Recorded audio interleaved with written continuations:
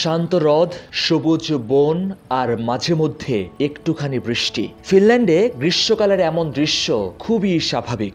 Europe জুড়ে যখন record গরমে ভুগছে দক্ষিণ ও পশ্চিমাঞ্চলের দেশগুলো, তখন তুলনামূলক স্বস্তিদায়ক আবহাওয়া ফিনল্যান্ডে।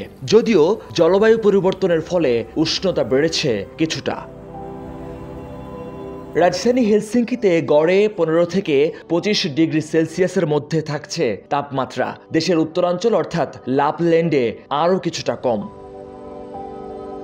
ফিনল্যান্ডে হ্রদ আছে 1,87,000-এরও বেশি। এই হ্রদগুলো শুধু প্রাকৃতিক সৌন্দর্যের জন্য নয়, বরং স্থানীয় জলবায়ুর ভারসাম্য রক্ষায়ও গুরুত্বপূর্ণ ভূমিকা রাখছে। দেশটির প্রায় 75% অঞ্চল বনভূমিতে ঢাকা। বনায়ন ও বিশাল জলরাশির কারণে গ্রীষ্মকালেও এখানে শীতল বাতাস বহমান।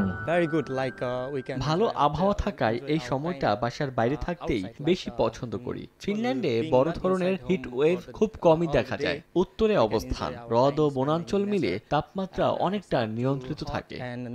পর্যাপ্ত গাছ আর বহমান হ্রদ একটা দেশকে বৈশ্বিক জলবায়ু মোকাবেলায় অনেকটাই স্বাভাবিক ও স্বস্তিতে রেখেছে, যা দৃষ্টান্ত হতে পারে বাংলাদেশের জন্য। ফিনল্যান্ডের মতো যদি বাংলাদেশে আমাদের কিছু প্রজেক্ট চালু হয় যে বনায়ন নিয়ে, এটা ভবিষ্যৎ প্রজন্মের জন্য একটা সুখকর পরিবেশ বয়ে আনতে পারবে এবং খুবই উপভোগ্য একটা নগরীতে পরিণত হবে।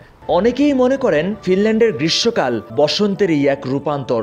অনেক ইউরোপীয় দেশ যখন তাপদাহের মধ্যে, ফিনল্যান্ড তখন হয়ে ওঠে প্রশান্তির ঠিকানা। তবে এ কালের ব্যাপ্তি মাত্র 3 থেকে 4 মাস। একটা দেশে 1,87,000-এরও বেশি হ্রদ অর্থাৎ লেক রয়েছে। এছাড়া দেশটির মোট আয়তনের 75%-এরও বেশি গাছপালা অর্থাৎ বনায়ন। এই দেশটিতে শুধুমাত্র গাছপালা এবং হ্রদের কারণেই বৈশ্বিক যে উষ্ণতা দেখা দিয়েছে, তার মধ্যেও স্বস্তিতে রেখেছে নাগরিকদের। মহিউদ্দিন মধু, সময় সংবাদ, ফিনল্যান্ড।